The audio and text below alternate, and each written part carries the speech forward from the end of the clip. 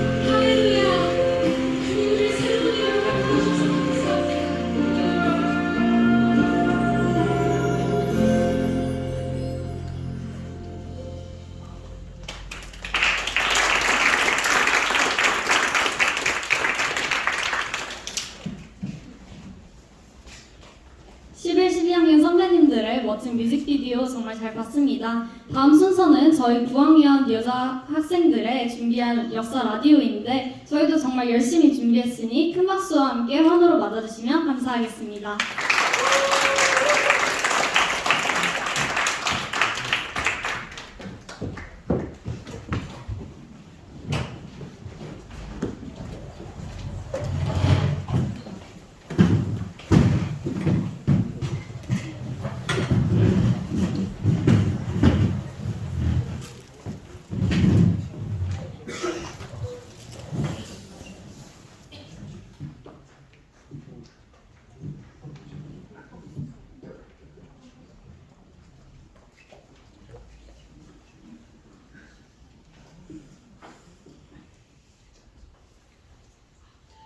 (1929년 11월 4일) 오후 2시 시그널 히스토리 시작합니다. 오늘은 특별히 3.1운동 10주년을 맞아서 독립운동 특집을 준비해 보았는데요. 저희는 원데이 DJ를 맡게 된 장성희, 박예슬입니다. 오늘은 특별히 당시 우리나라를 위해 힘써주셨던 독립운동가 두 분을 모셔왔습니다. 어서 오세요. 어서오세요. 귀한 걸음 해주신 두 분, 저희 라디오의 청취자분들께 짧게 자기소개 부탁드립니다. 네, 안녕하세요. 저는 3.1운동 당시 독립운동에 참여했던 최예승입니다. 저도 3.1운동 때 함께 대한독립 만세를 외쳤던 김민서입니다. 네, 반갑습니다. 벌써 3.1운동이 일어난 지 10년이 흘렀습니다. 10년이라는 시간이 흐른 만큼 당시 우리 민족에게 3.1운동이 어떤 의미를 가지고 있는지 되짚어보고 다시 상기시켜보면 좋을 것 같은데요. 혹시 독립운동가 분들께서 직접 1919년 3월 1일에 어떤 일이 있었는지 자세하게 설명해 주실 수 있나요? 네, 물론이죠. 그 당시 대한제국을 강제로 병합한 일제는 본격적인 식민지 활동을 하기 위해서 광화문 한복판에 조선 총독부를 설치하고 헌병 경찰을 이용해서 강압적인 통치를 했습니다. 또한 우리 민족에게만 태양을 가하는 조선 태양령을 선포해서 차별적인 사회를 만들기도 했고요. 심지어 이때는 이미 고종께서 대한제국을 수립하신 이후였는데도 불구하고 일제는 우리나라를 대한제국이 아니라 조선이라고만 불렀습니다. 이는 우리나라가 자주 독립국가와 황제국임을 인정하지 않았던 태도였죠. 이에 저희들의 불만은 점점 더 높아만 갔습니다. 이후 고종께서 독살당하신 후에 우리 민족은 대한독립 만세를 외치며 독립운동을 일으켰습니다. 이때가 바로 1919년 3월 1일이었죠. 저희는 무기 없이 그저 목소리로만 외쳤습니다. 하지만 일제는 무기를 들고 저희를 위협했습니다. 그렇지만 저희는 절대 멈추지 않았습니다. 무기도 없이 맨몸으로 맞서셨다니 그 용기가 지금의 우리를 있게 한 것이 아닌가 싶습니다. 맞습니다. 독립운동가 분들의 멈추지 않는 열정 덕분에 우리는 이제 가혹한 통치를 이겨내고 상하이에 설립된 대한민국 임시정부라는 희망의 발판을 마련할 수 있었습니다. 그분들의 소중한 희생을 생각하니 다시 한번 깊은 감사와 존경을 느끼게 됩니다. 이제 그분들이 지켜주신 이 나라의 미래를 이어받은 사람으로서 우리 조국을 소중히 지켜나가야겠다는 책임감을 가지며 살아나가야겠습니다. 그분들의 노력을 영원히 기억하며 앞으로도 나라를 사랑하는 마음을 잃지 않고 그분들이 꿈꿨던 행복하고 평화로운 나라를 함께 만들어가면 좋겠습니다. 그러면 이쯤에서 짧게 노래 한 곡 듣고 오시겠습니다. 정성화의 단지동맹.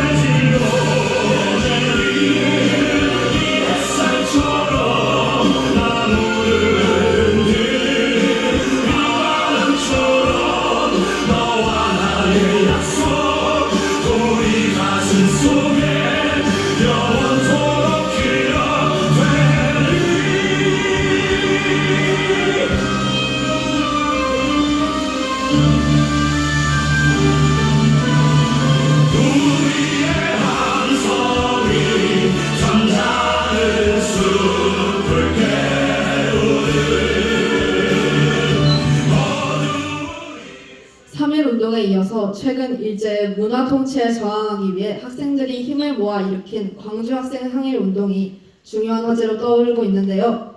그 운동에 참여한 한 학생분이 사연을 보내주셨습니다. 안녕하세요. 저는 광주 고등보통학교에 재학 중인 2학년 구유희입니다. 요즘 제 가슴 속에는 불꽃보다 뜨거운 무언가가 계속 일렁이고 있어 이렇게 팬이 들었습니다. 며칠 전 통학 열차 안에서 일본인 중학생 후쿠다가 한국인 여학생의 댕기 머리를 잡아당기는 일이 있었습니다. 그 여학생이 바로 제 친구인 박준채의 사촌 누나입니다. 준채는 후쿠다를 개찰구 밖으로 불러 우선 점잖게 따졌습니다. 그런데 그놈이 센직놈이 뭐라고 까불어? 라고 답하는 것이 아니겠습니까? 일본인들의 입에서 불시에 튀어나오던 센직이라는 이 비칭은 그야말로 우리 민족을 모욕하는 말이었습니다. 이 말을 들은 준채는 후쿠다와 싸움을 시작했고 이 싸움을 말리러 온 일본 순사는 일방적으로 우리 대한제국 학생들이 나쁘다고 하면서 준채의 따귀를 때렸습니다. 다음날 오후 한국 학생들과 일본 학생들 간에 패싸움이 벌어졌습니다. 옆에 있던 일본인 기자는 한국인 학생이 무조건 나쁘다고 욕설을 퍼부었고 일본인 승객들도 준채를 향해서 욕설과 폭언을 퍼부었습니다. 결국 11월 3일 우리 광주 학생들이 광주 학생 항일운동을 계획하게 된 것이죠. DJ님, 이 편지가 읽힐 때쯤이면 저는 아마 친구들과 함께 거리에서 태극기를 흔들고 있을지도 모르겠습니다. 저희가 가는 길에 힘을 보태주세요. 세상에, 댕기머리를 잡힌 것도 화가 나는데 순사의 태도까지. 정말 울분이 참을 수 없는 상황이었겠네요. 이 학생을 비롯한 전국의 모든 학생들이 보여준 뜨거운 열정이고요. 일제의 가혹한 간섭과 통제로부터 조금이나마 자유로워질 수 있는 날이 오기를 간절히 소망해 봅니다. 이토록 올곧은 정신을 가진 우리 학생들이 머지않아 이 나라를 이끌 어른으로 성장한다면 우리 민족의 든든한 영웅이 되어 더 찬란하고 위대한 대한민국을 이뤄낼 수 있으리라 생각합니다. 지금 이 사연을 들으신 독립운동가 분들께서는 자라나는 후배들의 용기 있는 행보를 보며 어떤 마음이 드셨는지 궁금합니다. 또한 지금 이 순간에도 각자의 자리에서 작은 독립운동가로 살아가고 있는 광주와 전국의 수많은 어린 학생들에게 건네고 싶은 따뜻한 격려나 당부의 말씀이 있으시다면 한마디 부탁드려도 될까요? 네, 저는 유희 학생의 사연을 들으니 조국의 미래가 결코 어둡지 않다는 생각이 듭니다. 10년 전의 3.1운동이 자유를 향한 첫걸음이었다면 오늘의 이 저항은 독립을 향한 멈출 수 없는 거대한 물결이 될 것입니다. 또한 우리 학생들이 일제의 탄압으로 인해 더 이상 앞으로 나아갈 수 없는 그런 상황을 마주할지라도 서로를 믿고 의지하면서 그 고난을 잘 이겨냈으면 하는 마음입니다. 저도 이 라디오에 함께하기 전에 광주 학생 항일 운동 소식을 전해 들었는데요. 저희 학생들이 참 기특하다는 생각이 들기도 하고 저희의 노력에 이어서 이런 운동을 해주신 학생분들께 감사를 드립니다. 조국의 독립을 향해 저희 여기 계신 모두가 다 같이 힘내주셨으면 좋겠습니다. 네, 오늘 두 분과 함께하며 역사는 멈추지 않고 흐른다는 것을 다시 한번 느꼈습니다. 1919년의 함성이 1929년 오늘 학생들의 뜨거운 외침으로 이어지고 있으니까요. 청취자 여러분, 혹시 지금 마음 한구석이 뜨거워지셨나요? 우리가 오늘을 기억하는 것만으로도 독립을 향한 여정에 큰 힘을 보태는 일일 것입니다. 비록 지금은 어두운 밤 같지만 내일의 태양은 우리 손으로 띄울 수 있을 것이라 믿습니다. 조용하지만 강한 목소리, 그 외침이 이 나라의 미래로 이어지길 바라며 시그널 히스토리 라디오 마치도록 하겠습니다. 지금까지 독립운동 특집의 원데이 DJ 장성희, 박예슬이었습니다. 감사합니다.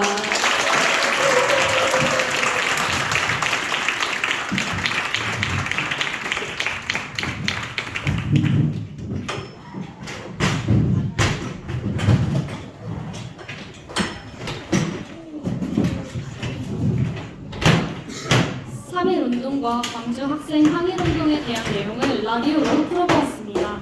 다음 순서는 10학년 김일의 미영서 선배들이 쓴 올해 노벨 문학상을 수상하신 한강 작가의 소년이 온다 소설을 읽고 쓴 비평문이라고 하는데요. 이 비평문 발표 들으실 때 기대하는 마음을 담아서 큰 박수로 맞이해 주세요.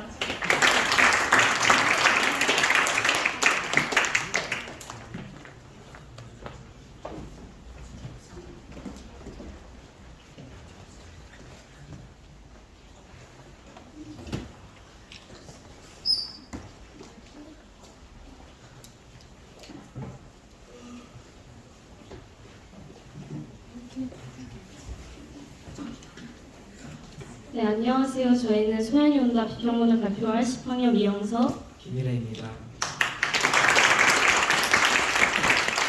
네, 저희는 이번 가을학기 문학 시간에 비평문 쓰기를 했는데요. 에이리 프롬의 소유냐 존재냐, 한강의 소연이 온다, 박준의 온다고 달라질 는 없겠지만 이 세 가지 책을 읽고 그중 가장 인상 깊었던 소연이 온다라는 책을 선정하였습니다.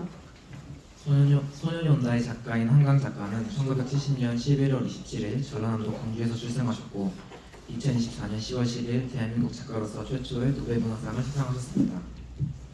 소년이 온다는 1980년 5.18 민주화운동을 배경으로 친구의 죽음을 목격하고 죄책감에 시달리던 중학생 동호를 비롯해 사건의 생존자, 희생자, 유가족들의 시선을 통해 역사적 비극과 그 속에서 인간의 존엄, 양심, 폭력의 문제를 깊이 있게 탐구하는 소설로 동호의 순수했던 희생과 남겨진 이들의 고통, 그리고 현재까지 이어지는 역사의 질문을 다룹니다. 이제 비평문을 발표하겠습니다. 제 비평문의 제목은 한 사랑이 다른 사랑에게입니다.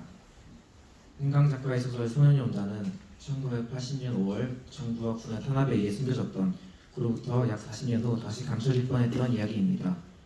5.18 민주화운동은 누군가에겐 숨기고 싶은 과거일 수 있지만 이 책은 우리가 왜 그날을 기억해야 하는지 알려주는 듯 했습니다. 소설의 1장에서 주인공은 너라고 표현됩니다. 너라는 호칭이 글 속에서 어색하고 불편하게 느껴졌지만 소설을 전체 읽어갈수록 서술자와 주인공인 너가 가깝게 느껴졌습니다. 아마 작가는 우리와 같은 독자가 작품의 인물에게 보다 집중할 수 있고 인물의 입장을 더 가깝게 느끼게 하려고 했던 것 같습니다. 주인공인 동호는 흔히 생각하는 어린아이와 달리 담담하며 성숙한 인물입니다. 절망적인 상황에서 불평보다 상황을 헤쳐나가려 했습니다. 아이를 그렇게 성숙하게 만든 건 어떤 사람이 아니라 그 상황 자체였을 것이라는 생각이 들었습니다. 거리에서 사람들이 총에 맞아 죽어가고 병원에는 시신이 널브러져 있는 그 상황이 동호를 그렇게 만들었던 것 같습니다. 한편 인간의 모습은 너무나도 다른 부류였습니다. 군인들은 시민을 고문했고 신문했습니다. 하지만 사람들은 계속 도청 앞으로 나와 시위를 했고 참혹한 죽음의 현장 안에서도 사람들은 서로를 돌보며 챙겼습니다. 이 책을 끝까지 읽으며 의아했던 점은 여느 소설처럼 한 명의 영웅이 있지 않다는 것입니다. 한 명의 영웅이 사람들을 구하거나 군인들을 물리치는 내용은 나오지 않습니다. 그저 한 명 한 명의 너무나 섬세하고 개인적인 이미 떠난 영혼들의 이야기를 매우 사실적으로 표현합니다. 그 사실적인 표현은 읽는데 매우 불편하게 느껴지기도 했습니다. 하지만 어쩌면 소설의 문장이나 표현이 아니라 사실은 사람이 잔혹한 것일지도 모르는 생각이 들었습니다. 동호는 너무 고통스러웠습니다. 꿈에서 몇 번이고 수신하려 했지만 잠도 금방 깨고 말았습니다. 책이 끝나갈 때쯤 동호는 그때의 광주를 회상합니다. 그날 들었던 총성과 비명소리, 함께 시위했던 사람들과 나누었던 대화, 그리고 그들이 죽음까지 아주 오랜 후에도 생생하게 기억했습니다. 그리고 엄마를 떠나보내며 소설은 마무리됩니다. 이 소설은 이때 광주에 살았던 사람뿐 아니라 조금이라도 그 내용을 안다면 굉장히 몰입되는 책이라고 생각합니다. 소년이 온다는 너무나 사실적이고 폭력적인 내용이었습니다. 인간의 폭력성과 밑바닥, 그럼에도 서로를 챙기는 사람까지 정말 다양하게 사람을 묘사했기 때문에 마음이 힘들었습니다. 우리가 기억해야 할 그날 광주는 너무 아픈 시간이었습니다. 그렇지만 저는 그 아픔도 당시의 사람들이 서로를 돌보며 결국에 사랑으로 탄압을 이겨낸 날이었다는 생각이 들었습니다. 이제 저희 비평문을 발표하겠습니다. 저는 고통스럽지만 동시에 아름답기도 한이라는 제목으로 비평문을 썼습니다. 한강 작가의 소년이 온다라는 작품은 노벨 문학상을 받은 책으로 1980년 5월 18일 광주 민주화운동 이야기를 담은 책입니다. 이 책의 화자는 특정 인물에 머물지 않고 다양한 화자를 둠으로써 개개인의 아픔을 보여주었습니다. 일장 어린새에서는 어린 화자가 시신을 마주하는 비극적 상황을 객관적인 서술 방식을 사용하여 담담한 어조를 통해 비극성을 극대화하였고, 이장 검은숨에서는 뭐였어, 뭐 했어의 의미를 사용하여 독백적 어조로 화자 내면의 아픔을 드러냈습니다. 저는 특별히 그들을 향해 날아가고 싶었어, 묻고 싶었어, 왜 나를 죽였지? 라는 문장이 아무 잘못 없이 죽은 이들의 목소리를 대신해 말해주는 것 같았기에 서술자의 슬픔과 한이 더욱 마음 깊이 박혔습니다. 또한 4장 쇠하피에서 각진 강목의 어깨 축지와 등허리 사이로 비집고 들어와 자신의 곧은 물성대로 활짝 펴지며 내 몸을 비틀 때와 손톱과 발톱 속으로 그들이 송곳을 꽂아 넣을 때라는 문장을 읽고 인간이 얼마나 잔인해질 수 있는지를 느꼈습니다. 죄 없는 사람을 죽이고 고문하고 외면하는 모습을 보며 가슴이 아팠습니다. 하지만 그 속에서도 끝까지 진실을 말하고 마주판 골목에서 유난히 키가 작은 아저씨가 한달음에 뛰쳐나왔다. 쓰러진 사람들 가운데서 한 사람을 향해 온 힘을 다해 달렸다라는 문장에서 볼 수 있듯 죽음을 두려워하지 않고 한 사람을 지키려는 모습도 볼 수 있었습니다. 인간은 잔인할 수 있지만 그만큼 용감하고 따뜻한 선택도 할 수 있다고 느꼈습니다. 사람을 죽이고 외면하는 모습은 너무 끔찍하지만 그런 세상 속에서도 누군가는 끝까지 진실을 지키려는 모습을 보며 세상은 아직 고통스럽지만 동시에 아름답기도 한 것 같습니다. 소연이 온다는 우리의 역사 속에서 일어난 아픔을 아주 자세히 알려주는 책입니다. 단순한 사실이 아닌 그 속에 숨겨진 사람들의 고통과 용기를 느낄 수 있었습니다. 이 책을 통해 우리의 역사를 더 가까이 느끼고 우리가 절대 잊지 말아야 할 이야기임을 다시 한번 생생하게 경험했습니다. 그럼 지금까지 저의 발표를 들어주셔서 감사합니다.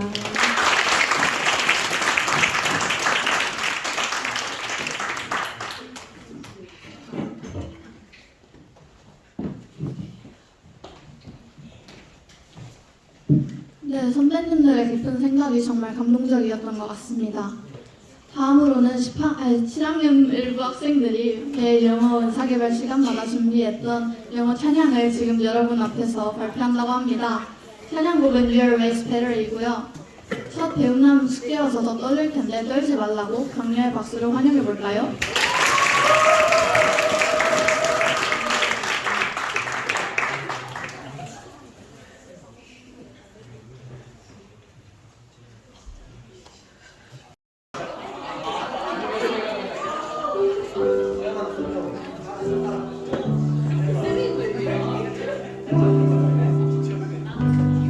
When I'm overwhelmed within, from the weight of all my sin, I need a friend to call my own. I need a house to call my own. When I'm broken down inside, and there's nowhere else to hide, I need a place where I feel known. Can someone help me? Then I hear you reply, bringing teardrops to my eyes, saying I'm not alone.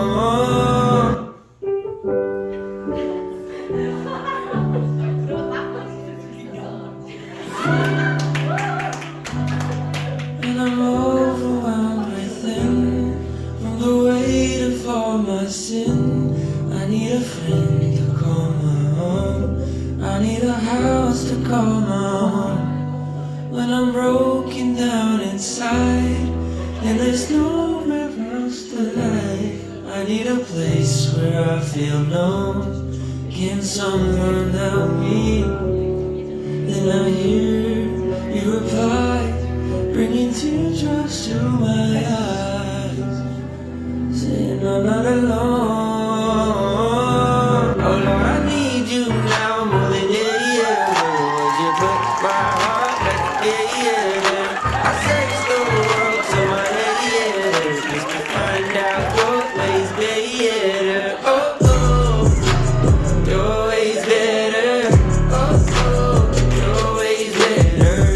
Oh Lord, your ways better. Jesus, your ways better. Lord, I am so thankful for the ways that you bless me. Everything you say make me waves like a jet ski. You love every part of me, even when I was messy.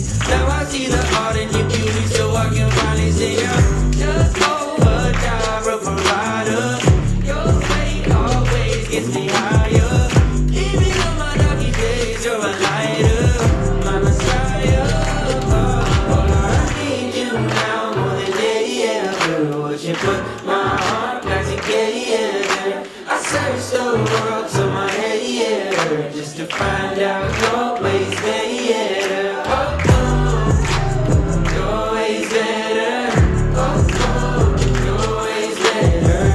Oh Lord, your ways better. Jesus, Lord, I need you now more than ever. Would you put my heart back together? I search the world to my head, just to find out your ways better. Oh oh,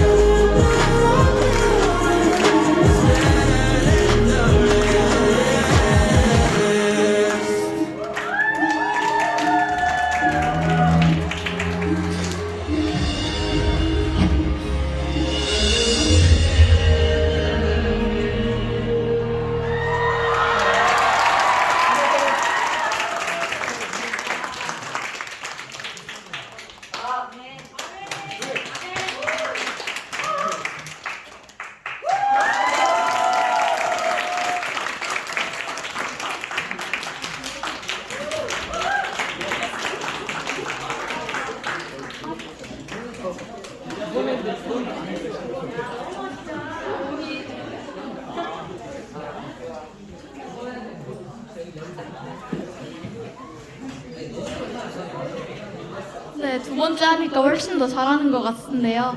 다음 순서는 10학년 윤은세 선배의 수학 발표가 있겠습니다.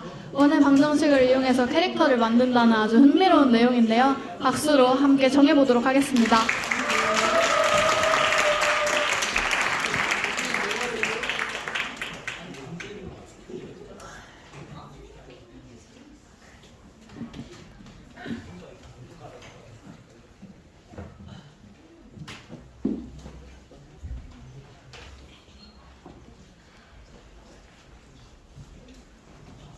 안녕하세요. 수학의 꽃 동그라미를 발표할 10학년 윤은세입니다.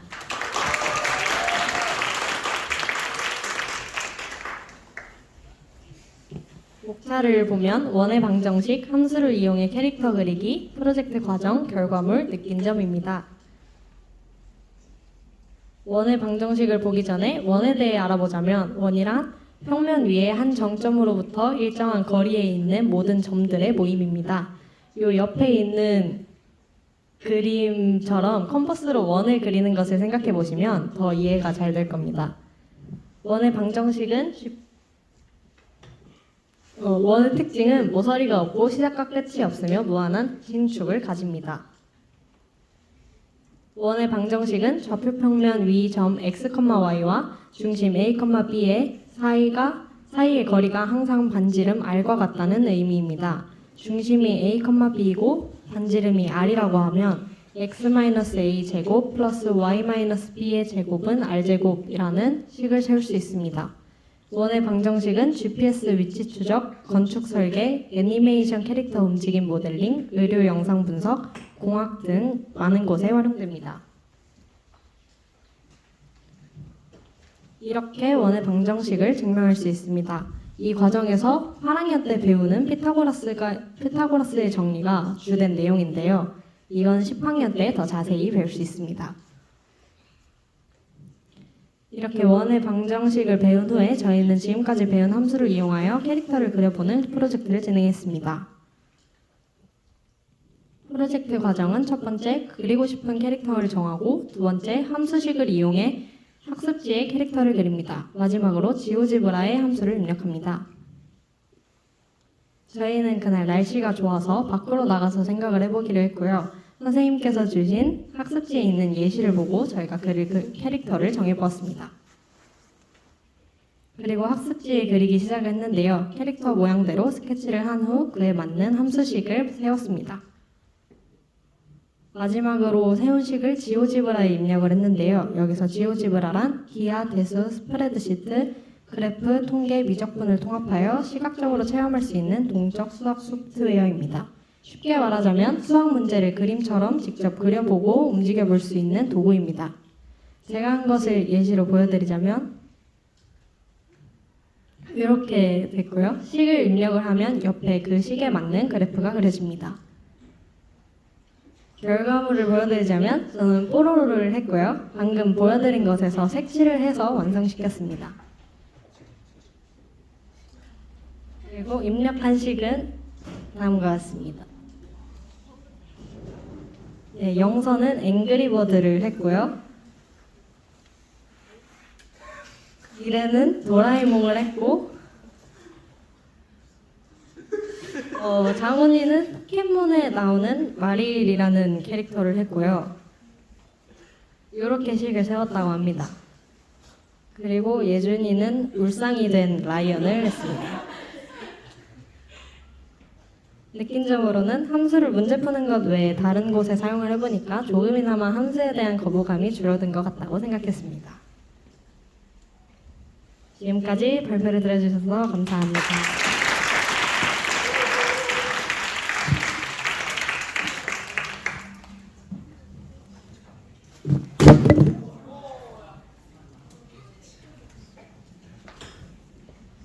원의 방정식을 통해서 캐릭터를 만들 수 있다니 정말 놀라운 것 같습니다.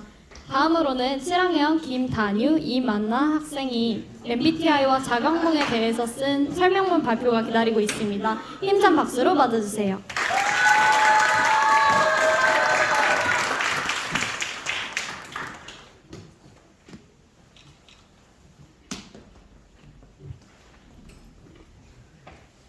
안녕하세요. 안녕하세요. 저희는 이번 배움 나눔 축제에서 설명문을 발표하게 된 7학년 이만나, 김단유입니다. 저희 팀 이름은 HDML인데요. HDML은 한나, 단유, MBTI 그리고 루시드 드림의 머리 글자를 따서 만든 이름입니다. 저희 팀 이름은 HDMI와 글씨의 모양이 비슷합니다. HDMI가 디지털 영상과 음성 신호를 전달하는 매개체라면 설명문은 지식을 전달하는 매개체라는 뜻을 담고 있습니다. 그래서 오늘 저희는 MBTI와 자각몽에 대해 설명드리고자 합니다. 이번 학기에는 각자 주제를 정해 설명문을 쓰고 발표하는 수행평가를 진행했습니다. 그 과정에서 저희는 3가지 점에 집중했습니다. 첫째, 흥미로운 도입부. 둘째, 여러 관점을 균형 있게 다루는 것. 셋째, 글의 구조를 처음, 중간, 끝 3단 구성으로 명확하게 정리하는 것이었습니다. 이전까지는 발표할 때 PPT를 대본처럼 보면서 사용했었는데 이번 설명문 프로젝트에서는 대본을 완전히 숙지했습니다. 그리고 PPT는 시각 자료로만 활용해서 관중들이 내용을 쉽게 이해하도록 보조하는 역할을 하도록 했습니다. 그럼 지금부터 저희의 주제 MBTI와 자각몽에 대한 설명을 시작하겠습니다.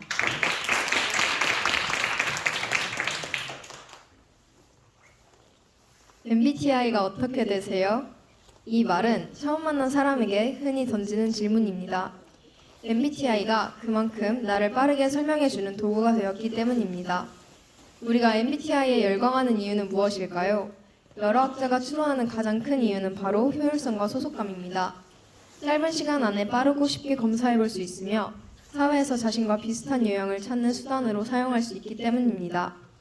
그럼 지금부터 MBTI의 이론적 배경과 사람들의 선입견들을 살펴보고 한국에서 일어나는 MBTI 활용의 양상을 분석함으로써 그 의미와 한계를 논의하고자 합니다. MBTI는 마이어스 브릭스 타입 인디케이터의 약자로 20세기 초 스위스의 약자 칼 융의 이론을 기반으로 합니다. 칼 융은 인간이 세상을 인식하고 판단하는 방식에 차이가 있으며 이러한 차이가 개인의 행동과 정서적 반응의 근본을 이룬다고 보았습니다. 이후 캐서린 쿡 브릭스와 그녀의 딸 이사벨 마이어스는 칼 융의 이론을 토대로 MBTI를 개발했습니다.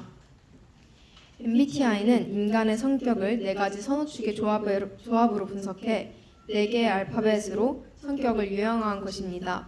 조합에 따라 총 16가지의 성격 유형이 도출됩니다. 그런데 현대사회에서는 MBTI의 분석 결과보다 유형에 대한 사회적 이미지나 선입견이 더 큰 영향을 미치기도 합니다.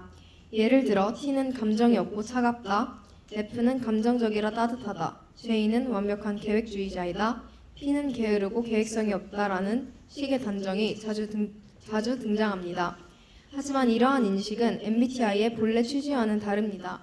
그렇다면 MBTI 유형의 원래 의미는 무엇일까요? E는 외부와의 상호작용을 통해 활력을 얻고 I는 혼자 있는 시간에서 에너지를 회복합니다. S는 현재의 구체적 사실에 초점을 맞추고 N은 가능성과 패턴을 중시합니다. T는 논리적이고 객관적인 근거를 선호하고 F는 조화와 공감의 가치를 둡니다. J는 계획을, P는 자율성을 선호합니다. 우리가 여기서 기억해야 할 점은 MBTI가 성격의 우열을 가리거나 고정된 성향이 아니라 개인의 사고방식과 선호를 보여주는 도구라는 것입니다. 마지막으로 한국 사회의 MBTI 분포를 설명드리겠습니다. 최근 국내 통계에 따르면 한국에서는 ISTJ와 ESTJ가 가장 높은 비율을 차지합니다. 이는 한국 사회가 실용성과 책임감을 중시하는 집단주의적 가치관을 반영한 결과로 볼 수 있으며 유명인으로는 워런 버핏이 있습니다. 반면 INFJ나 INTP는 가장 적은 비율을 차지하는데 이는 이상주의적이고 개인주의적인 가치와 관련이 깊기 때문입니다. INTP의 대표적인 인물로 빌 게이츠가 자주 언급됩니다. 여러분의 MBTI는 무엇인가요? 몇 % 유형에 속하시나요? 이러한 유형적 경향은 단순한 통계 이상의 사회문화적 의미를 지님과 동시에 상호 이해의 언어처럼 작용하기도 합니다. 하지만 MBTI의 한계도 분명합니다. 일부 심리학자들은 신뢰성과 타당성이 부족하다고 지적합니다. MBTI의 개발자가 심리학자도 아닐 뿐더러 같은 사람이 상황에 따라 결과가 달라질 수 있고 유형을 너무 믿으면 고정된 틀로 사람을 단정할 위험이 있다는 점 때문입니다. 이러한 한계를 분명히 인식하고 MBTI를 자기 이해와 서로를 존중하는 출발점으로 활용한다면 긍정적인 사회적 감수성을 기르는 데 도움이 될 수 있습니다. 결론적으로 MBTI는 성격 이해를 돕는 유용한 도구인 동시에 현대사회에서 강력한 사회적 정체성 및 문화 현상으로 자리매김했습니다. 여러분도 MBTI를 통해 서로를 더 이해하는 계기로 삼길 바랍니다. 감사합니다.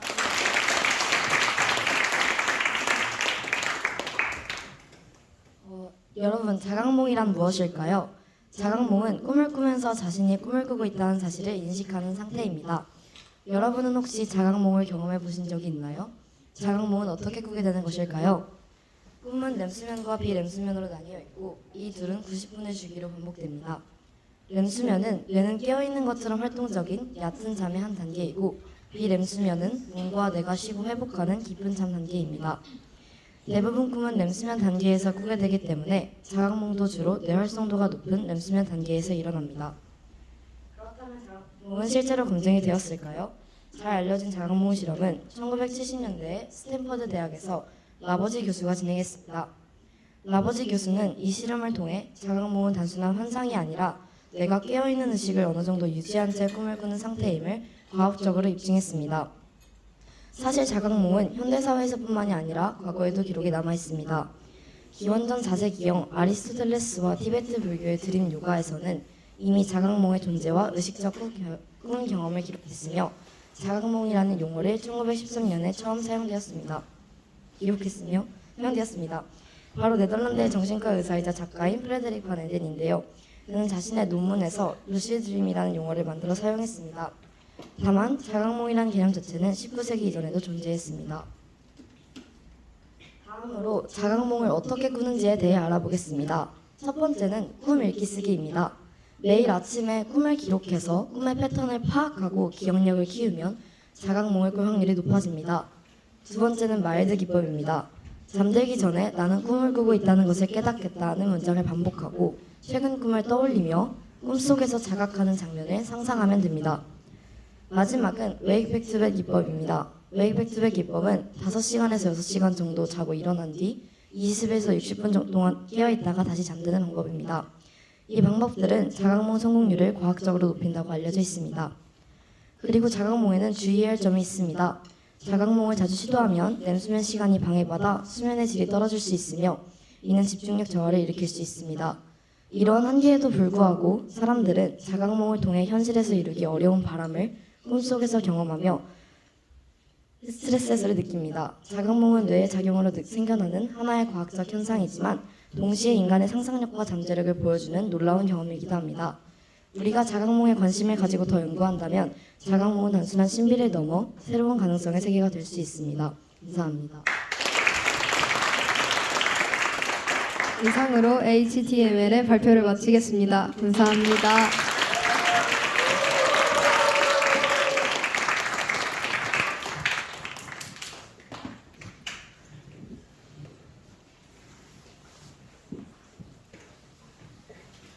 네, 정말 실학년다운 발랄함이 묻어난 발표였던 것 같습니다. 다음 순서는 9학년 남학생들의 수학 삼각비 발표가 있겠는데요. 새 얼간이의 높이재기 기대를 담아 박수로 환영해 볼게요.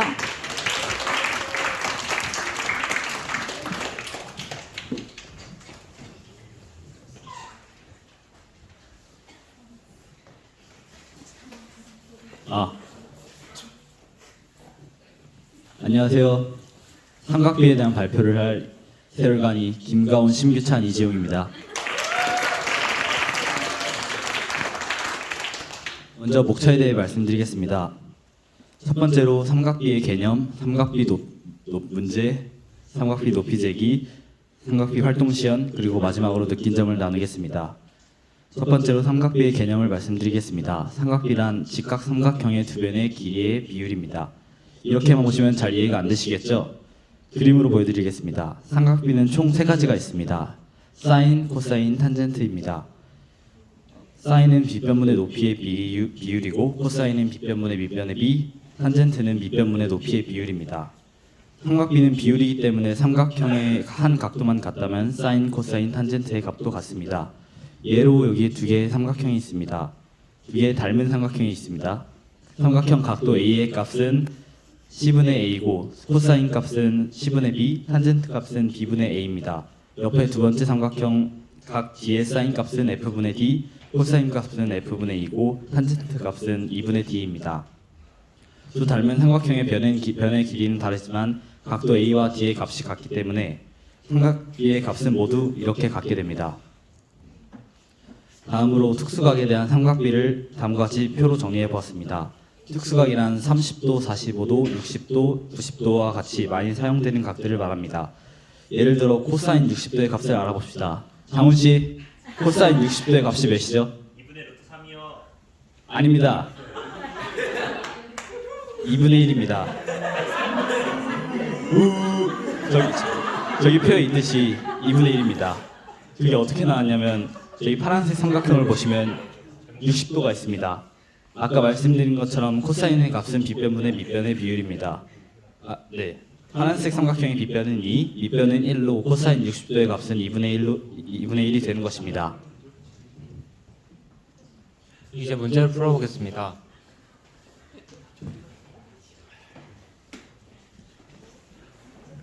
풀어보겠습니다. 첫 번째 문제는 직각삼각형 ABC에서 sin A의 값입니다. 피타고라스 정리 따라서 풀면은 썸분 BC 제곱은 3분 AB 제곱 마이너스 3분 AC 제곱입니다. 수를 대입해보면 25 마이너스 16은 9, 즉 3분 BC 제곱은 9로 3분 BC는 3이 나옵니다. 아까 앞에서 말했듯이 sin A는 B변분의 높이, 즉 AB분의 BC는 5분의 3이 나옵니다. 다음 문제로는 나무의 높이를 구해보겠습니다. 탄젠트 45도는 1이라고 아까 설명을 했는데요. 삼각형의 밑변분의 높이는 1이 되어야 합니다. 따라서 나무까지의 거리가 50m이기 때문에 눈높이에서 본 나무의 높이는 50m입니다. 또한 지상에서부터 눈높이까지의 높이를 더하면은 1.63m 더하기 50m는 51.63m로 나무의 총 높이가 51.63m라는 걸 알 수 있습니다. 이제 앞에서 문제를 풀었던 것과 같은 방법으로 저희가 직접 가온이의 키를 재보도록 하겠습니다. 먼저 클리노미터에 대해 설명을 해드리자면 클리노미터는 각도를 측정하는 도구로 높이를 측정하기 위해 어려운 물체의 높이를 삼각비를 이용해 구하는 데 사용됩니다. 클리노미터를 사용하기 위해서는 대상과 가까운 거리로 이동해서 각도기가 아랫부분을 향하게 되고 측정합니다. 각도를 읽는 방법은 90도 마이너스 실이 가리키는 각도 읽으면 되고요. 이제 각도를 구하면 대상과의 거리와 눈높이만 알면 높이를 구할 수 있습니다. 저희가 직접 보여드리도록 하겠습니다. 우선 재용이의 눈높이를 의자에 맞춘 후 가오리의 머리와 재용이가 이루는 각도가 30도가 되는 지점을 찾습니다. 자, 찾았나요? 그리고 재용이와 가온이의 거리를 재줍니다.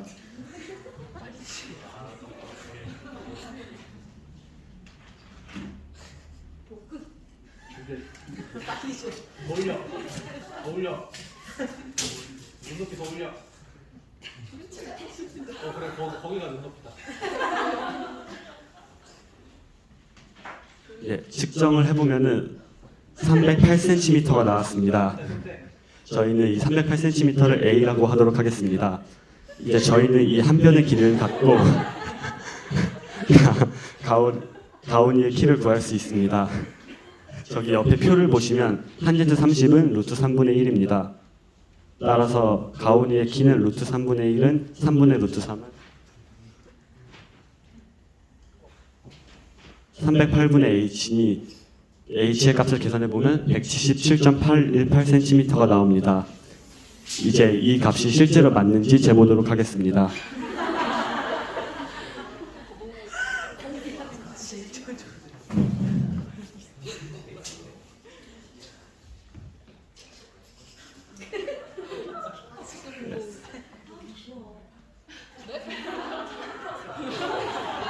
실제로 측정을 해봤을 때 178cm가 나왔는데요. 저희가 구한 값과 0.182cm의 오차가 있지만 정확한 것을 알 수 있습니다. 마지막으로 저희의 느낀 점을 발표하고 마치도록 하겠습니다.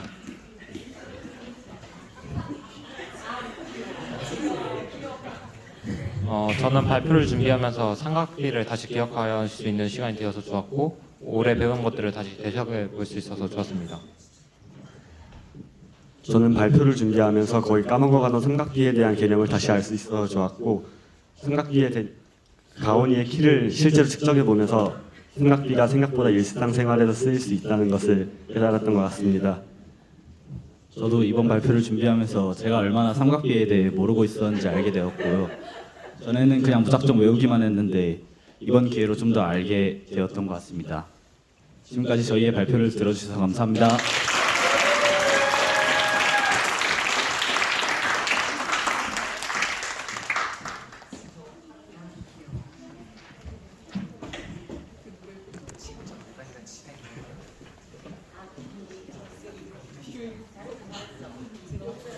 삼각비에 대해서 이렇게 열심히 설명해주다니 다시는 코사인 60도 그리고 클리노미터 측정하는 법에 대해서 잊지 못할 것 같네요, 여러분. 그렇죠?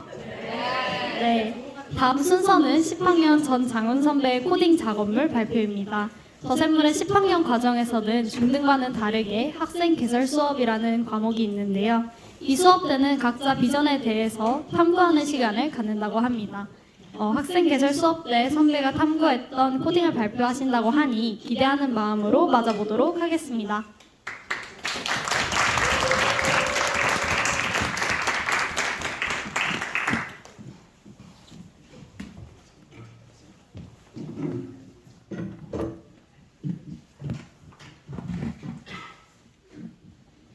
안녕하세요. 10학년 전장훈입니다. 오늘 저는 제가 학생 개설 수업 시간에 했던 것들을 발표하러 나왔습니다. 일단 먼저 목차부터 설명드리고 시작하도록 하겠습니다. 먼저 학생 개설 수업이란 무엇인지 설명드릴 거고요. 제가 선택한 전공이 무엇인지, 그래서 왜 파이썬을 해보기로 했는지, 그리고 제가 이번 학기 동안 실행한 것들을 발표해 드릴 겁니다. 또 마지막에는 피드백과 느낀 점으로 마무리하려고 합니다. 먼저 학생 개설 수업이란 학생들의 주도로 자신이 관심 있어 하는 분야들을 탐구하면서 어떤 과로 진학해야 할지를 생각해보는 수업이고요. 제가 선택한 전공은 산업공학과, 전자공학과, 기계공학과입니다. 순위로 보면 상공, 전자공, 기계공은 순서이고요. 그래서 제가 왜 파이썬을 하기로 했냐면요. 일단 제 생각으로는 공대의 필수적인 학문이 파이썬이라고 생각했고요. 또 공학 계열의 전통적인 전공 국과목을 강의할 때 현 시점 산업계 및 학계에서 가장 활용도가 높은 프로그램이라고 생각을 했습니다. 또 미래지향적인 기술 습득의 기회를 얻을 수 있고 최신 기술 트렌드를 파이썬을 통해 익히면서 미래 사회에 필요한 역량을 갖추기 위해 파이썬을 하기로 선택했어요. 그래서 제 이번 학기의 실행 계획 및 달성 목표는 일단 먼저 파이썬과 관련된 지식을 습득해서 프로그래밍의 기본 개념을 이해를 하고, 그래서 기초적인 수준에 좀 도달을 하면 그 파이썬 기본 문법을 학습하면서 결국에 코드를 작성해서 실습을 하는 게 제 이번 학기 목표였습니다. 그래서 먼저 스텝 1, 파이썬 무료 강의 100분 완성이라는 걸 유튜브에서 들으면서 내용 정리하고 문법이나 언어 규칙 같은 것들이 있으면 확인하고 외우고 그랬고요. 파이썬의 전체 내용이랑 구조들도 확인을 했어요. 이걸 하고 나서 이제 제가 디지털 시계나 아날로그 시계를 만들어 봤는데, 먼저 일단 원리를 설명드리고 제가 만든 거를 보여드리도록 하겠습니다. 먼저 보시면 이게 디지털 시계 소스 코드들이거든요. 여기에 있는 이 TK 코드가 일단 메인 윈도우를 생성을 하면 이 라벨 애프터 코드가 얘가 1초마다 이 타임 함수를 호출을 해요. 이 타임 함수는 현재 시간을 가져오는 거거든요. 얘가 1초마다 시간을 호출하면 얘가 시간을 가져와서 여기 레이블 위젯에 업데이트를 하면은 시간이 표시가 됩니다. 그래서 이 함수는 매 초마다 자신을 계속 재호출하면서 시계가 실시간으로 업데이트되는 함수입니다.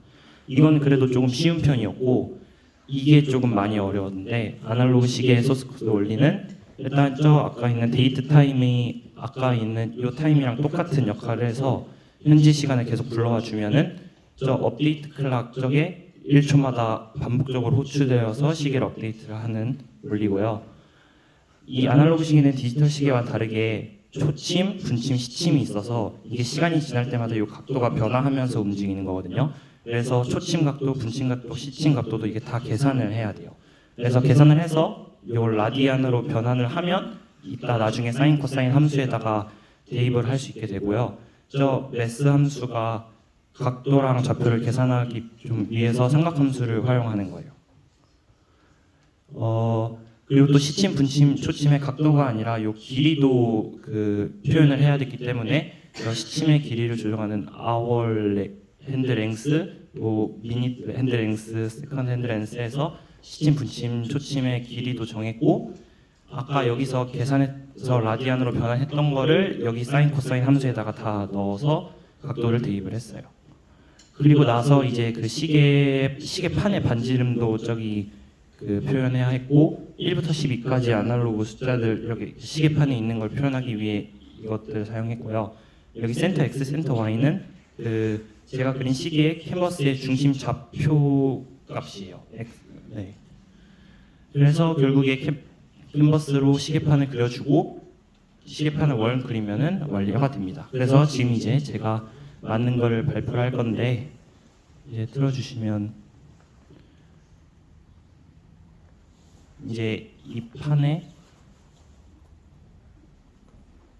네 이게 제가 아까 만들었던 디지털 시계의 소스 코드고요. 이제 저기 런이 실행이거든요. 저걸 누르면은 이제 런 모듈 하고 런 모듈 누르고 확인을 하면은 이제 디지털 시계가 뜰 건데요. 제가 가서 네. 예. 네, 떴습니다. 이제 이러면 이제 지금 현재 시각이 이렇게 표현이 되고요. 이제 아날로그 시계를 보여주면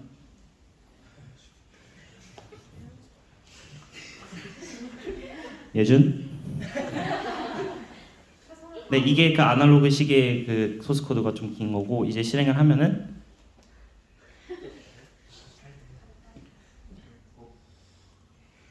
짜잔! 이제 이게 아날로그 시계입니다. 네, 이제 다 됐고요. 네, 이제 제 피드백과 느낀 점을 발표하겠습니다. 일단 처음에 시작할 때는 파이썬 용어들도 외우고 열심히 했었는데 끝나니까 거의 다 까먹었고 복습을 했다고 생각을 하고요. 그래도 평소 수업 시간에는 할 수 없는 경험을 해서 좋았고 내년에도 이런 시간이 있는지는 모르겠지만 있다면 열심히 해봐야겠다고 생각했습니다. 지금까지 제 발표를 들어주셔서 감사합니다.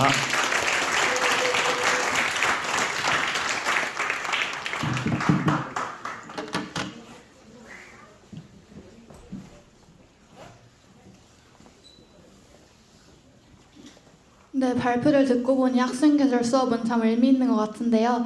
앞으로 고등에 진급할 9학년 학생들에게도 좋은 동기와 기대를 심어준 발표였던 것 같습니다.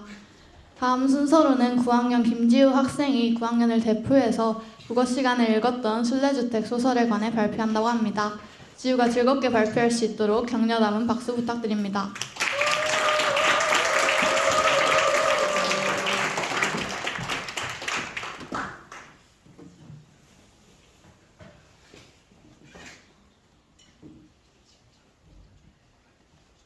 안녕하세요. 왜 박수만 치고 인사 안 받아줘요? 안녕하세요. 안녕하세요. 네, 이번 배운다는 축제에서 순례주택에 대해 발표할 9학년 김지우입니다. 여러분 혹시 순례주택이란 책을 아시나요? 네. 이 책은 주인공인 수리미와 그녀의 가족들이 집이 태양광 사기로 인해서 빛이 쌓이게 되어 결국 수리미를 제외한 가족들이 그들이 무시하던 순례시의 주택에 살게 되며 일어나는 이야기들을 풀어낸 책입니다. 전 이 책을 가진 것을 모두 잃고 가진 것을 모두 잃고 나서야 비로소 깨닫게 되는 진정한 어른의 품격과 삶의 진실된 행복을 담은 이야기라고 요약했습니다. 저희 9학년은 국어 시간에 순례주택 우리 시대를 살다라는 제목으로 순례주택과 현재 우리 사회의 모습을 비교하는 수업이 있었습니다. 그 수업 때 나누었던 내용을 하나 가져와 봤습니다. 순례주택을 보면 솔직히 말해서 빌라촌 애들이 관리가 잘 안 되는 건 사실이잖아요. 부모 입장에서 솔직히 말해서 빌라촌 애들과 어울리는 게 걱정됩니다. 이런 말이 있습니다. 이 말을 보면 주인공인 수리미의 엄마는 아파트에 사는 것만으로도 빌라에 사는 사람들을 무시했다는 것을 알 수 있습니다. 그리고 우리의 일상생활 속에서 모습을 보여주는 영상 하나를 가져왔습니다. 주거 공간에 따른 별명이 다양합니다. 그러니까 월거지는 월세 사는 거지입니다. 정거지는 전세 사는 거지. 빌거는 빌려 사는 거지. 이거 엘사는요, 뭐 영화 주인공이 아니라 공공임대주택에서 사는 사람인데, 아니 사실은 이거 같은 경우에는 이거 사실은 어른들이 보더라도 깜짝깜짝 놀랐는데 우리 아이들이 지금 이 얘기를 하고 있다는 얘기예요. 제가 그 전거지로서 제가 한 말씀 드리겠습니다. 저도 지금 전세 살고 있고요. 당연히 저희 아이들도 전세를 살고 있고, 그런데 이 전세냐 뭐 월세냐 내가 지금 어떤 주거 환경에 따라 가지고 이 사람을 평가한다는 것 자체가 이게 참 어떻게 보면 사회가 가지고 있는 부끄러운 면모인 것 같아요. 우리가 가지고 있는 개인의 평가나 우리가 가지고 있는 사람에 대한 가능성의 영역이 아니라 현재 너는 지금 어디에 살고 있는가에 대한 외적인 평가에 우리가 완전히 집중하고 있고, 이거를 마치 폭력의 대물림처럼 그렇게 평가의 대물림을 아이들이 지금 받은 거거든요. 이건 어른들의 잘못이 굉장히 크다고 생각하고요. 문제는 현상적으로 이런 게 나타났다는 게 중요한 게 아니라 이걸 어떻게 새롭게 재정립하고 아이들에게 새로운 머리 구조를 만들어 줄 것인가, 어른들의 반드시 해야 될 의무이자 책임이 아닌가 싶습니다. 네, 그래서 여기를 보시면은 영상에 나오는 대로 여기 엘사가 Let it go, let it go 이 엘사가 아니고요. 그 LH에 사는 그런 사람을 얘기하는 줄임말이었다고 합니다. 그걸 보면 어른들뿐만이 아니라 아이들마저도 사는 곳에 따라서 서열을 나누고 차별하는 모습을 보여준다는 것을 알 수 있습니다. 순례주택과 우리 시대의 닮은 점은 순례주택에서 나오는 수림이 엄마의 모습은 지금 우리 주변에서 많이 보여지는 모습이고, 월급으로 서로 누가 더 우월한지 가리고 어디에 사는지로 무시한다는 것입니다. 그리고 저희 9학년은 순례주택을 보면서 느낀 생각들을 서로 나누었습니다. 그중 친구들 글 몇 개를 가져왔습니다. 한 친구는 그 순례주택을 보며 요즘 사회의 개인주의를 느꼈다. 이 책을 읽고 난 뒤 시대와 상관없이 왜 사람들은 끊임없이 서로를 차별하는지 궁금해졌다. 사람 사이의 친절한 소통이 점점 단절되는 게 안타까웠다. 우리는 이런 관계의 단절을 의식해야 될 것 같다라고 나눠주었습니다. 또 다른 친구는 순례주택을 읽으면서 다른 것보다는 그동안 경험했던 사람을 물질적으로 판단하는 사람들이 생각났다. 얼마 전에 찾아본 글에는 이렇게 써 있었다. 개인주의 성향이 강할수록 사람을 편견을 갖고 바라보게 된다. 개인주의 성향이 강해지면 공동체가 상처 입을 수도 있겠다는 생각을 해봤다 라고 나누어 주었습니다. 저는 이 순례주택을 통한 수업을 통해서 먼저 순례주택 소설 속의 삶의 문제들이 우리 세상과 삶에 있는 것들을 발견하고 우리 삶의 문제를 인식했다는 점에서 매우 의미 있었고, 소설 전체를 통한 제 깨달음은 진정한 삶의 가치와 진짜 어른이 무엇인지에 대해 다시 생각해 볼 수 있었습니다. 그리고 제가 앞으로의 삶을 어떤 마음으로 살아가야 할 것인지를 알려주는 소중한 책 나눔 경험이었습니다. 이것으로 발표를 마치겠습니다. 감사합니다.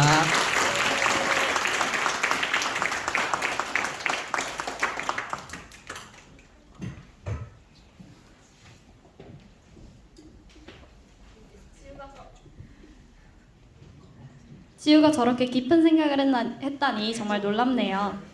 다음으로는 11-12학년의 영어 더빙 영상이 준비되어 있는데요. 이 올해 큰 화제를 끌었던 K-POP 데몬 헌터스의 한 장면을 선배들의 목소리로 재구성했다고 합니다. 기대를 담아서 박수로 환영해 보겠습니다.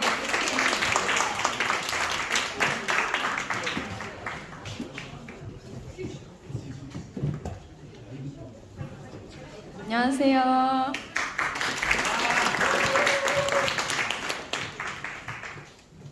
I can't believe we got all that wisdom just from looking at her. K-pop 데몬 헌터스에서 조이 역을 맡은 김서연. In order to hit a part, we must understand the whole. 한의사 역을 맡은 박서현. Hurry, Before Someone Sees Us. 미라 역을 맡은 최혜지입니다. 오늘 루미 역할을 맡은 류정혜 친구는 개인 스케줄로 함께하지 못하게 되었고요. 그러면 저희가 준비한 영상 재밌게 봐주세요. 감사합니다.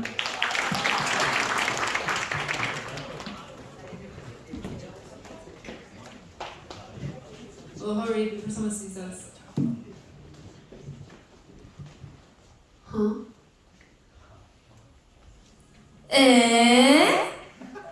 Luminim, sit. You need no introduction. So, a problem with your voice. Yes, so we need one of your awesome tonics. Something that works super fast. Okay, let me see.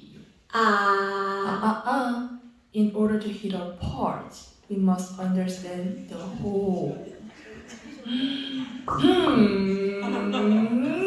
I see. No, actually I don't see. Very strange. You have lots of walls up. Whoa, he's so good, right? So many walls. Walls? I don't have walls. Oh yeah, you do. He's kind of good. I'm just trying to stay focused. Focus is good. But focusing on one part leads to ignoring other parts, making us separated, isolated. Oh, emotional close up? Yes. She's also a workaholic, doesn't know how to relax. I know how to relax. I bet she refused to go to bed with you. Oh my gosh, yes! How did you even... Dude, we've been trying to take her to the best house forever. How is this helpful? He's helping me a lot. I can't believe you got all the wisdom just from looking at her. I see. Wait, why are you looking at me? Eagerness to please. Maybe a little too eager. What? I'm not like that. You guys tell me if I was like that, right? I see. Yeah, that's right. Okay, how did this help me get my voice back? As I said, to treat the part, we must understand the whole. That's great and all, but I thought we were here just for your tonics. Just give us the voice juice. I know, just the tonics you need. Is that us? Zoe. Your tonics are ready. We got the tonics! We got the tonics! Yay! Once your voice is fixed, we can get back to the important stuff, like the fans.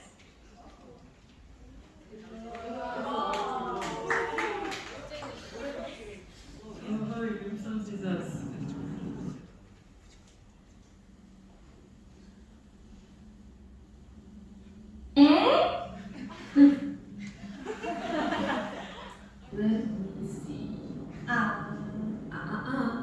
In order to hit a part, we must understand the whole. I see. Oh, 너무 가까워요. Dude, we've been trying to take her to the best house forever.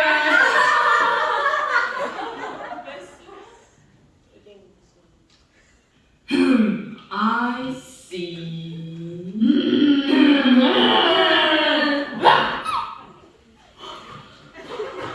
Are you okay? Are you okay? 살려. We got the tonics! We got the tonics!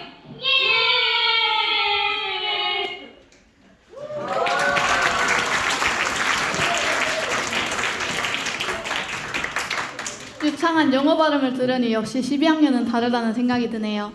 다음으로는 8학년 여학생들이 다름과 존중이라는 주제로 발표를 한다고 합니다. 쑥스러운 많은 8학년 여학생들 떨지 말라고 큰 박수로 맞아볼까요?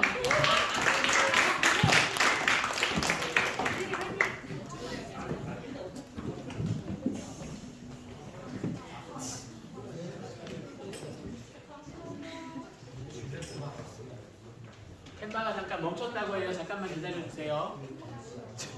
이런.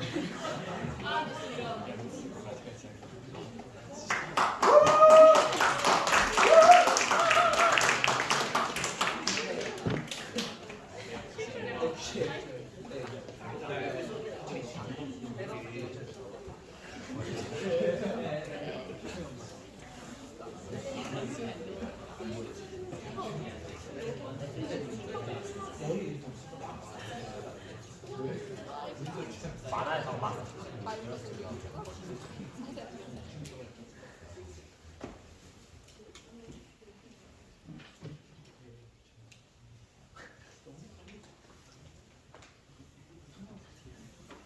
안녕하세요. 2025년도 배움나눔 축제 성경적 세계관 수업의 배움들에 대해 발표할 8학년입니다.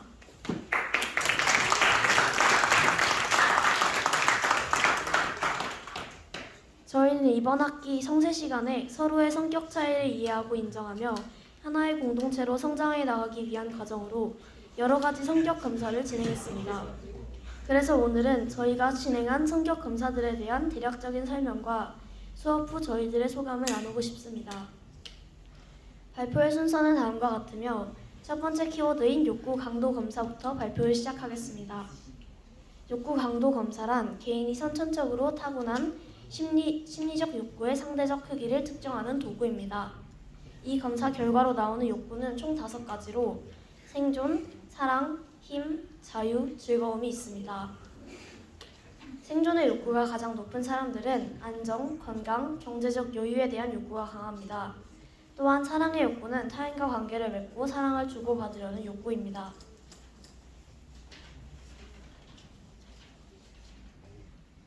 힘의 욕구가 강한 사람들은 인정받고 영향력을 행사하며 성공하려는 욕구가 강합니다. 이와 반대로 자유의 욕구는 구속받지 않고 스스로 선택하고 이동하려는 욕구입니다. 마지막 즐거움의 욕구가 가장 강한 사람들은 새로운 것을 배우고 놀며 즐거우려는 욕구가 강합니다. 저희 반에는 각 유형의 학생들이 골고루 있습니다.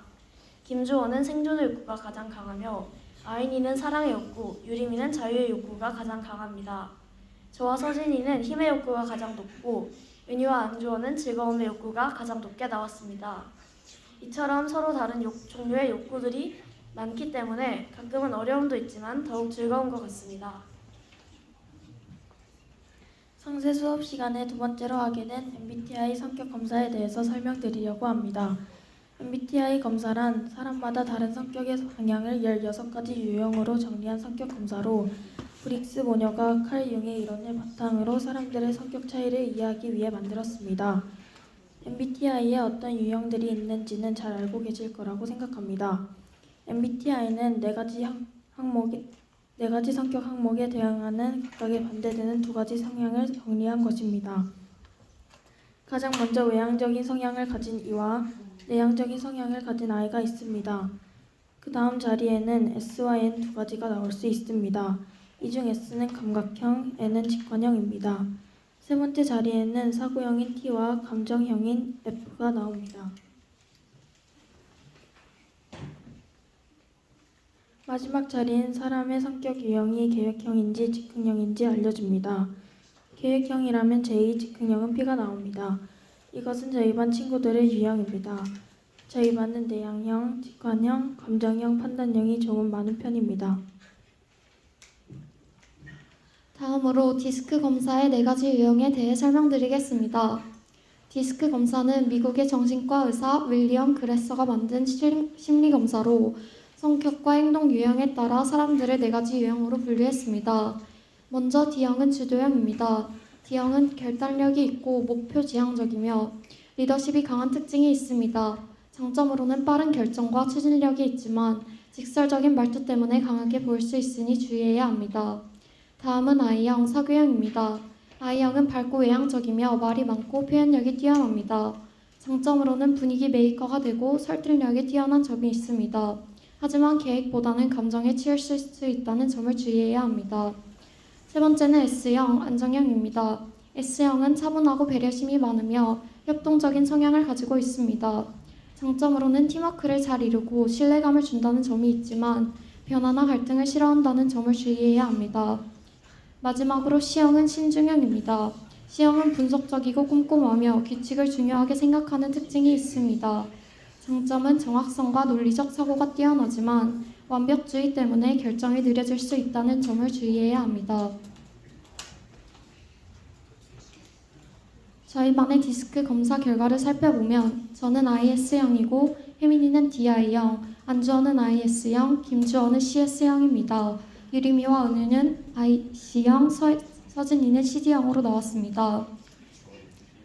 저희 반 디스크 검사 결과를 보면 가장 많이 나온 유형은 I형, 즉 사교형이었습니다. I형은 밝고 말이 많으며 분위기를 잘 이끄는 장점이 있습니다. 하지만 같은 I형이 많이 모였을 때 주의해야 할 점도 있습니다. 서로 친하다고 느껴 말이나 행동이 가벼워질 수 있고 장난이나 솔직한 말이 상대방에게 상처가 될 수도 있습니다.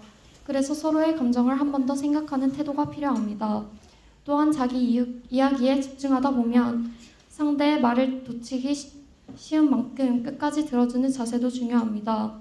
지금까지 DISC 이렇게 4가지 유형에 대해 알아보았는데 서로 다른 성향과 장점을 이해하고 존중할 때 더 좋은 공동체를 만들 수 있다는 점을 꼭 기억하셨으면 좋겠습니다.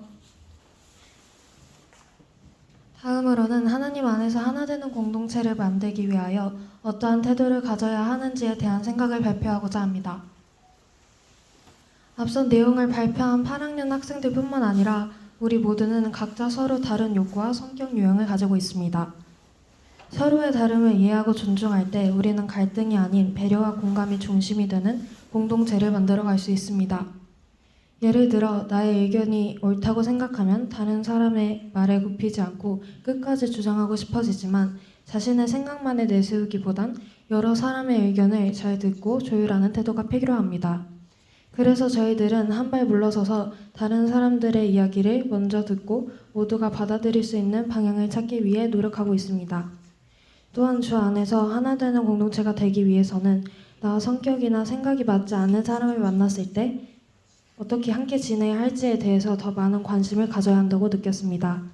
나와 다르다는 이유로 거리를 두기보다는 그 사람의 입장과 욕구를 이해하려는 노력이 필요하다고 생각합니다. 우리는 흔히 좋은 친구를 사귀고 싶다고 말하지만 그보다 먼저 내가 다른 사람에게 좋은 사람이 되고 있는지를 돌아보는 것이 중요하다고 느꼈습니다. 내가 먼저 배려하고 존중하는 태도를 가질 때 자연스럽게 좋은 관계가 형성될 수 있다고 생각합니다. 마지막으로 타인과의 원활한 관계를 위해 가장 중요한 것은 상대방의 입장이 되어보는 태도입니다. 내가 무심코 한 말이나 행동이 상대에게 어떤 영향을 미칠 수 있는지 한 번 더 생각해보는 것이 진정한 소통의 시작입니다. 이러한 노력을 통해 하나님 안에서 서로를 이해하고 존중하는 공동체로 성장해 갈 수 있을 것입니다. 또한 더 나은 공동체가 되기 위해서는 앞서 말했듯이 각자마다 다 다른 성격 유형이 나왔지만 그 다름을 인정하고 존중하는 태도가 필요합니다. 상대방의 의견을 틀림이 아닌 차이로 받아들이면 갈등을 줄일 수 있다고 생각했습니다. 칭찬과 격려를 통해 서로의 장점을 살려주는 것 또한 중요하고 상대의 말을 끝까지 경청하며 마음을 이해하려는 노력도 필요합니다. 그래서 저는 이러한 실천을 통해 공동체는 서로를 신뢰하며 하나로 세워질 수 있다고 생각합니다. 다음으로 소감을 발표하겠습니다. 저는 앞으로 이번 성세 시간에 배웠던 내용들을 기억하며 삶 속에서 잘 실천하며 살아야겠다는 생각이 들었고 하나님 안에서 하나된 공동체가 세워지기 위해 많이 기도하고 노력해야겠다는 생각이 들었습니다. 저는 이번 배움나는 축제 발표 과목을 성세로 결정하면서 사람마다 욕구와 성격, 생각이 모두 다르다는 사실을 다시 한 번 더 깨닫게 되었습니다. 또 하나님 안에서 이러한 다름도 모두 의미가 있는 것을 알게 되었습니다. 공동체 안에서 내가 어떤 태도로 살아가야 하는지를 다시 생각하게 해준 의미 있는 시간이었습니다. 성세 시간 동안 욕구 검사, 디스크 검사, MBTI 검사 등을 하면서 저의 성격과 장점을 알게 되었고 하나님께서 사람 한 사람을 특별하게 만드셨다는 것을 깨달았습니다. 부족한 점도 하나님께서 저를 성장시키는 과정임을 느끼게 되었고 서로 다르지만 함께할 때 더 좋은 공동체가 된다는 것을 알게 되었습니다. 성세 시간에 했던 검사들을 통해 나와 친구들의 성격을 더 잘 알 수 있었습니다. 모든 성격에는 장단점이 있기 때문에 좋은 성격도 안 좋은 성격도 없다는 것을 알게 되었습니다.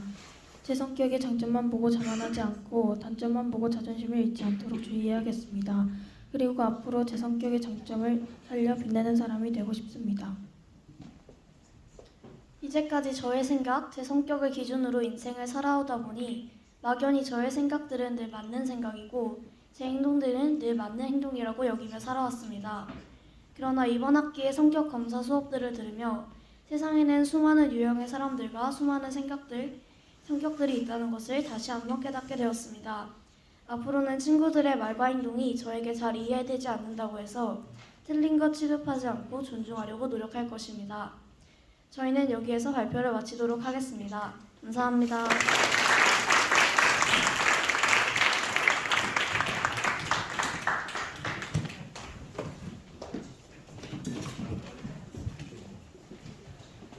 더샘물만의 특별한 수업, 성경적 세계관 시간을 통해 이렇게 뜻깊은 배움을 얻을 수 있다니 참 좋은 것 같습니다. 이 발표를 통해서 어쩌면 저희는 되게 중요한 것을 놓치고 있었을지 모르겠다는 생각이 들었는데요. 저희가 서로에게 틀렸다고 생각하는 것, 사실 그것은 틀린 점과 고쳐야 할 점이 아니라 하나님께서 그 사람에게 주신 고유한 선물일지도 모른다는 생각 해보았습니다. 이에 이어서 더샘물에서 압도적인 존재감을 드러내는 10, 11학년 선배들의 밴드 연주가 있겠는데요. 작년에도 데이식스의 한 페이지가 될 수 있게 라는 곡으로 저희에게 멋진 무대를 선보여 주었었는데 이번에는 또 다른 곡으로 저희에게 이렇게 찾아왔다고 합니다. 선정한 곡이 두 가지인데요. 하나는 함께 살아가야 해, 그리고 다른 한 곡은 유다빈 밴드의 항해라고 합니다.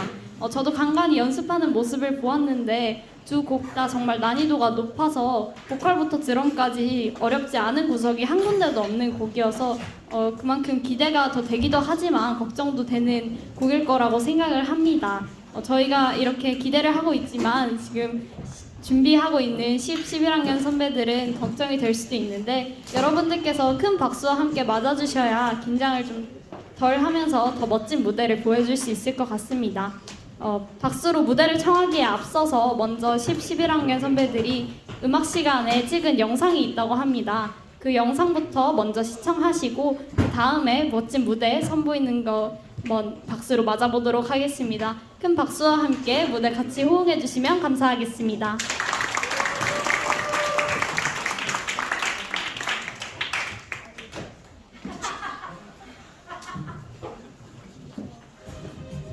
여러분 안녕하세요. 예수입니다.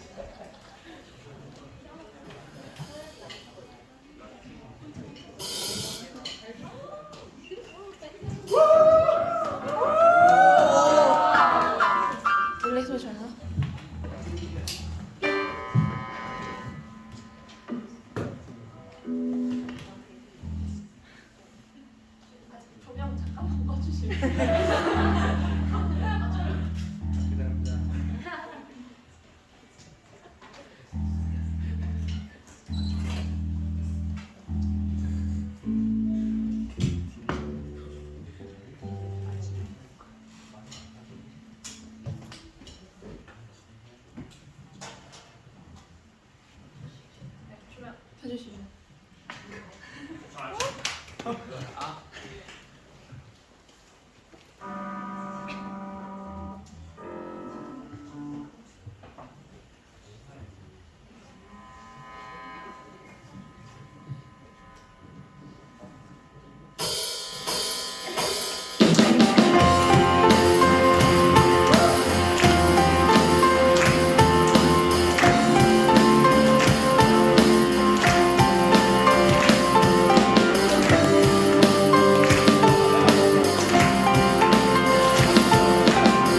험한 이 세상을 사는 동안에 우리 주와 함께 살아가야 해. 내 앞에 일들이 날 다그친데도 나를 향한 뜻을 생각해야 해.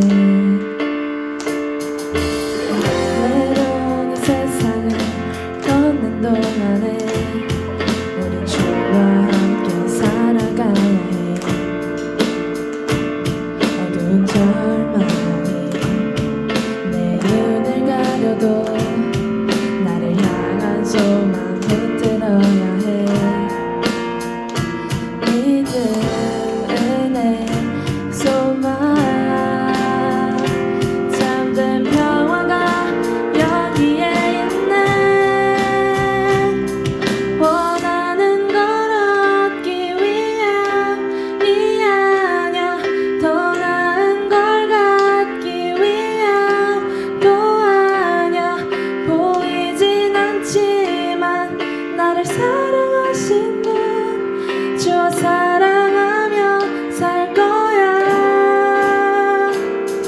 내 뜻대로 되지 않을지도 몰라. 나 가진 걸 놓아야 할지도 몰라. 세상이 모르는 가장 아름다우신 주와 함께 걸어갈 거야. 우린 주와 함께 살아가야 해.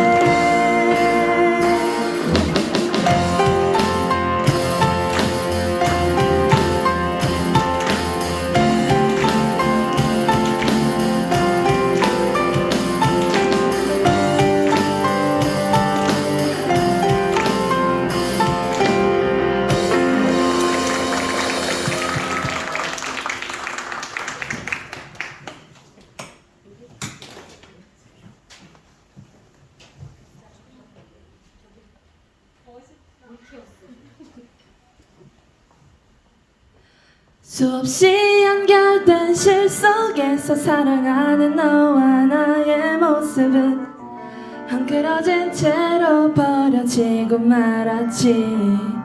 영원히 넌 일만은 봐 시간의 흐름을 기억하는 걸.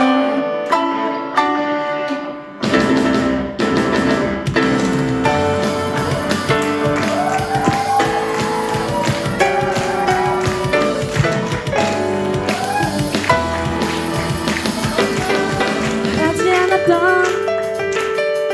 보라 속에 빗발치듯이 쏟아진 눈물. 얼어버린 말은 무뎌지고 따스한 약속은 잊어버렸네. 어두운 이 밤을 스치는 바람 숨이 막히게 졸아오던 삶. 이제야 마주한 내 대한 춤을 추듯이 흘러가보자. 믿을 수 없을 만큼 아름다운 그 바다로 함께 갈 수 있다면 새벽 속에 들려온 목소리를 들어봐. 우리는 어디서 왔으며 어디로 사라질까. 지난 시간의 흐름을 기억해내는 건 그것만이 우리가 갈 수 있는 단 하나의 꿈이야.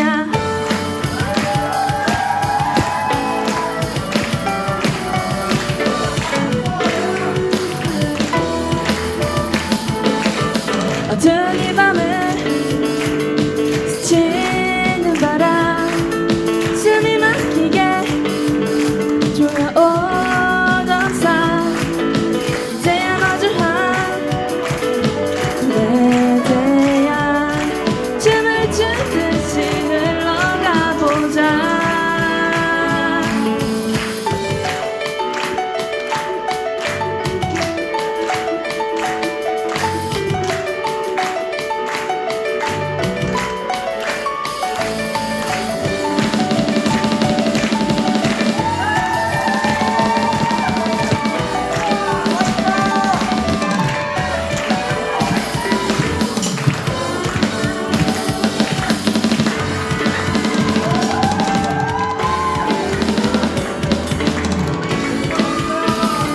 믿을 수 없을 만큼 아름다운 그 바다로 함께 갈 수 있다면 새벽 속에 들려온 목소리를 들어봐. 우리는 어디서 왔으며 어디로 사라질까. 지난 시간의 흐름을 기억해내는 건 그것만이 우리가 갈 수 있는 내일이야. 우리가 갈 수 있는 단 하나의 꿈이야.